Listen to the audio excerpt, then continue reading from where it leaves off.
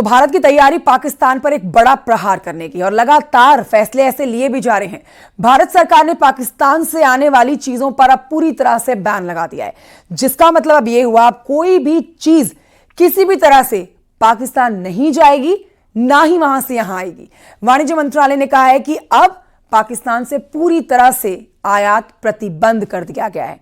भारत के इस फैसले को पाकिस्तान पर गहरी चोट माना जा रहा है। रिपोर्ट देखिए इससे जुड़ी।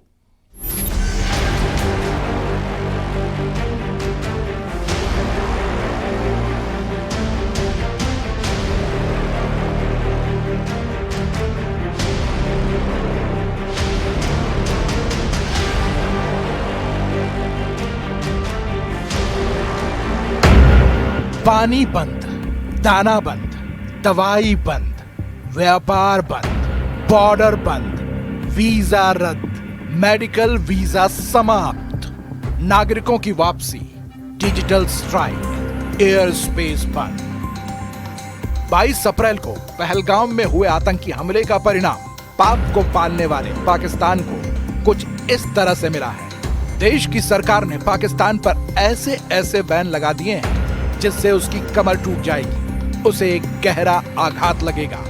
पहले पानी की वजह से पाकिस्तान बूंद बूंद को तरसने वाला है, तो अब भारत ने पाकिस्तान से आने वाले सभी सामानों के आयात पर रोक लगा दी है, जिसका मतलब यह है कि अब पाकिस्तान से सीधे या किसी और रास्ते से कोई भी चीज भारत में नहीं लाई जा सकेगी।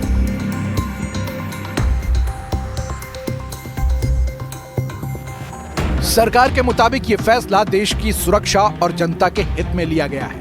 यही नहीं, नियम तुरंत लागू हो गया है। सरकार के नोटिफिकेशन में कहा गया है कि अगर किसी को इस रोग से छूट चाहिए तो उसे पहले भारत सरकार से इजाजत लेनी होगी। पहलगाम हमले के बाद सरकार ने पाकिस्तान से पहले डायरेक्ट ट्रेड यानी एक्सपोर्ट इंपोर्ट को बंद किया था। अब सरकार ने इनडायरेक्ट इंपोर्ट भी बंद कर दिया है। ये पाकिस्तान पर गहरी चोट है। भारत का वाणिज्य मंत्रालय उन उत्पादों की सूची तैयार कर रहा है जिन्हें भारत से आयात निर्यात नहीं किया जाएगा। पाकिस्तान को कैसे सजा देनी है, पीएम मोदी पहले ही ऐलान कर चुके हैं कि उसे पहलगाम हमले के बदले कल्पना से बड़ी सजा मिलेगी। और अब पीएम ने आतंकवाद के खिलाफ एक बार फिर से वही बात दोहराई है। फ्रेंड्स, हम एक मत है कि आतंकवाद मानवता के लिए सबसे बड़ा खतरा है।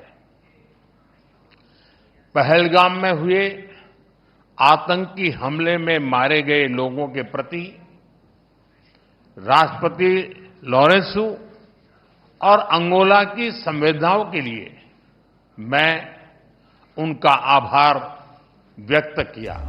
पाकिस्तान में भारत के एक्शन का अंजाम भी दिखने लगा है। पाकिस्तान पर भारत की तरफ से हो रहे चौतरफा प्रहार से वहां हाहाकार मच गया है। वैसे भी पाकिस्तान आर्थिक तंगी से जूझ रहा है।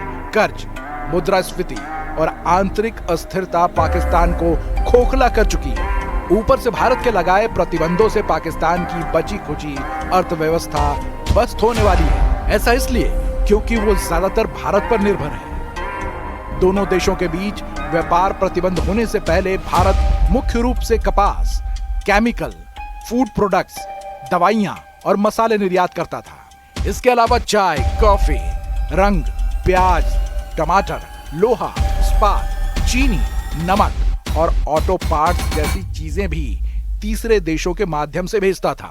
जबकि पाकिस्तान से पहले सीमेंट, जिप्सम, फल, तांबा और नमक जैसे उत्पाद आयात होते थे। लेकिन 2019 के बाद आयात लगभग शून्य हो गया और 2024 में पाकिस्तान से भारत का आयात मात्र $48 लाख रहा। ये सिर्फ जरूरी चीजें जैसे सेंधा नमक और मुल्तानी मिट्टी ही मांगता था। अब यह भी पूरी तरह से बंद हो जाएगा, जिसे पाकिस्तान पर सबसे बड़ा इकोनॉमिक सर्जिकल स्ट्राइक माना जा रहा है। क्योंकि भारत की तरफ से द्विपक्षीय व्यापार रोक देने से पाकिस्तान में महंगाई और बढ़ जाएगी। यहाँ तक कि वहाँ दवा के दामों में भी 10 गुना तक बढ़ोतरी हो जाएगी। इससे पहले भारत की तरफ से सिंधु जल समझौते को रद्द करने से पाकिस्तान में अन्न का संकट गहराने लगेगा, क्योंकि पाकिस्तान की 80% कृषि सिंधु नदी और उसकी सहायक नदियों पर निर्भर है।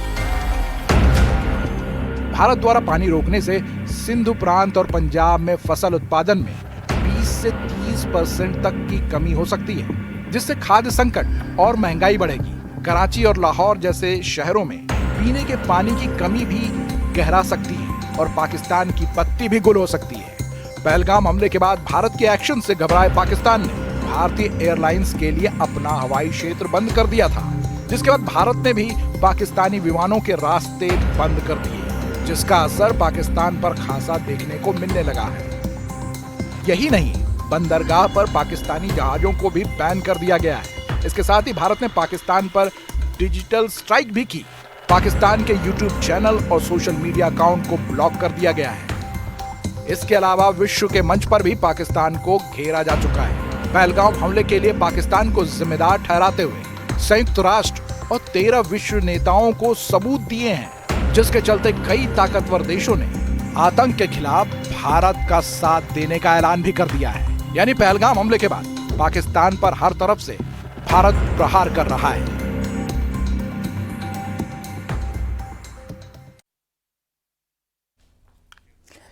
भारत के सख्त रुख से पाकिस्तान कांप रहा है। पाकिस्तानी दर अलग अलग देशों से मदद मांग रहे हैं। डर है कि ना जाने कब भारत सबक सिखाने वाला प्रहार कर दे। धर्म के नाम पर जिहादी एजेंडा फैलाने वाला जनरल मुनीर भी अब अपनी गलती पर पछता रहा है। पहलगाम हमले से पहले मुनीर के बयान और भारत के खिलाफ साजिशों वाला प्लान जानिए।